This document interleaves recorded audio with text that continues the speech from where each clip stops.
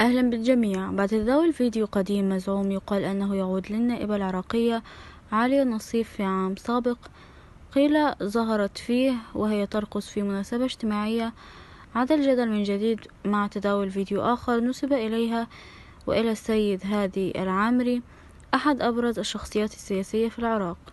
هذا الفيديو الأخير أثار موجة واسعة من النقاش على مواقع التواصل بين من يراه دليلا على تصرف غير مسؤول من شخصيات عامة، وبين من يؤكد أنه مجرد فبركة رقمية.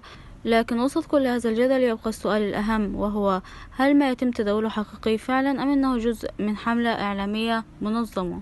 بدأت القصة عندما نشر الإعلامي المثير للجدل صباح العراقي مقطع فيديو قال أنه دليل على تورط شخصيات سياسية معروفة في مقاطع شخصية مسربة، وخلال ساعات قليلة انتشر الفيديو بشكل واسع وأصبح محور نقاشات واسعة على منصات التواصل الاجتماعي. في المقابل خرجت النائبة عالية نصيف سريعا ببيان رسمي نفت فيه تماما عن صحة مقطع الفيديو، وأكدت أن ما تم تداوله هو فيديو مفبرك، وأن الجهة التي نشرته كانت قد حاولت ابتزازها ماليا في وقت سابق، معلنة عزمها مقاضاة كل من يشارك في نشر أو تداول هذه المواد، ودعت الجمهور إلى عدم الانجرار وراء الشائعات. أما السيد هادي العامري فاختار الصمت حتى اللحظة دون تعليق رسمي من مكتبه أو من منظمة بدر التي يقودها، وهو ما زاد من الغموض حول الموضوع ودفع المتابعين إلى التساؤل عن خلفيات القصة.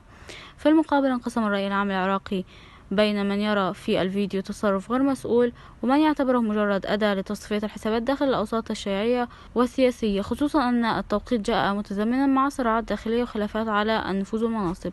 خبراء في التحقيق الرقمي أشاروا إلى أن الفيديو المنتشر يحمل علامات واضحة على التلاعب من حيث الإضاءة وتناسق الحركة مع ملامح الوجه، ما يجعل من المرجح أن يكون من نوعية المقاطع المفبركة رقميا باستخدام الذكاء الاصطناعي.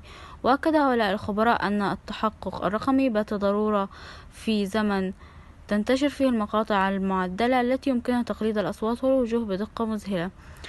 تزامن انتشار الفيديو الجديد مع إعادة تداول مقطع فيديو قديم نسب للنائبة العراقية عالية نصيف وهي ترقص في مناسبة خاصة، ورغم أن هذا الفيديو يعود لسنوات مضت فقد جرى تضخيمه على وسائل التواصل ليستخدم كمادة للربط بين الحديثين في سياق واحد، ما زاد من حالة الجدل والانقسام في الرأي العام. يرى مراقبون أن ما يحدث قد لا يكون صدفة بل جزء من حرب إعلامية بين أطراف متنافسة داخل المشهد السياسي العراقي، حيث أصبحت المقاطع المسربة أداة لتشويه الخصوم أو التأثير على الرأي العام.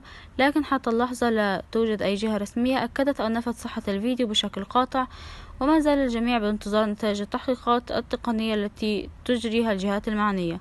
في النهاية تبقى القاعدة الأهم هي أن الإنترنت قد يكون أداة للتنوير، لكنه أيضا ساحة يمكن أن تستغل للإيذاء أو نشر الأكاذيب. لذلك من المهم أن ننتظر التحقيق الرسمي من الجهات المختصة قبل الحكم أو التفاعل مع أي محتوى مثير للجدل. والسلوك المسؤول سواء في حياتنا الواقعية أو على الإنترنت هو ما يكسبنا احترام الآخرين ويجنبنا الوقوع في المشاكل والمسائل القانونية. فلنكن دائما جزءا من ثقافة التحقق والوعي، ونستخدم وسائل التواصل لنشر الحقيقة للإشاعة. متنسوش تعملوا إعجاب للفيديو وتشتركوا في القناة عشان توصلكم كل أخبارنا الجديدة.